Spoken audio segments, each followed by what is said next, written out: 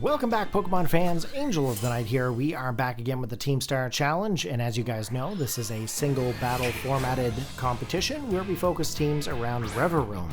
All Pokemon that are used are all from Team Star. Okay, our opponent here today is going to lead off with a Krookodile, and we've got ourselves our Torkoal.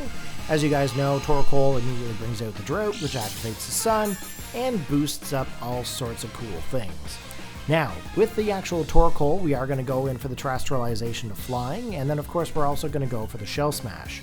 Now, Shell Smash should actually boost up our speed and our special attack, and even though it lowers our defenses and special defense, we do have a White Herb which is going to be able to put those back to normal.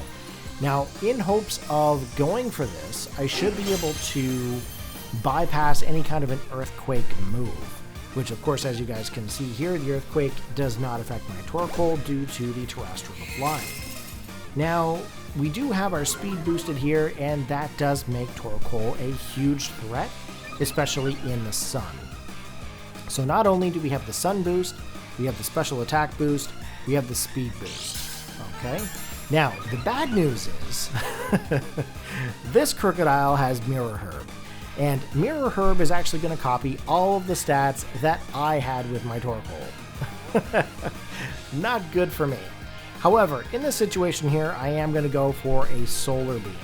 Now, Solar Beam should be able to hit this ground-based Pokemon pretty hard, and I'm hoping it'll actually be able to knock it out. Luckily for me, I do have my Sun, which means that I do not have to actually charge up that roll.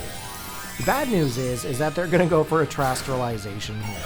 And I don't know why I find this funny. This is actually very unfortunate. They are going to go in for a Stellar typing, and that basically is going to mess kind of some stuff up. They are going to go in for a Tera Blast here, and that is going to be a boosted move. That is just going to destroy my Torkoal. I don't have a chance to be able to even hit this Krookodile. So that's one of my Pokemon now. Another Pokemon that I do have on the team, as you guys know, Revaroom is on every team here, so we know at least one other Pokemon my opponent has. I do, however, have my own Krookodile. So I'm thinking to myself, you know what, I could bring in my Krookodile and try to combat this thing, or, you know, I could bring in the Revaroom and get hit by an Earthquake. It's really up to me here at this point. They are going to go in for an Earthquake here, and of course, because they are Stellar Tera typing, they get one boost per move, and they got the boost on the Earthquake. So unfortunately, I do lose my Krookodile here, and my last and final Pokemon is going to be Revaroom. Now, Revaroom, it is on an Air Balloon, which means that I should be able to survive any kind of Earthquake move that comes the way, because it won't actually affect me.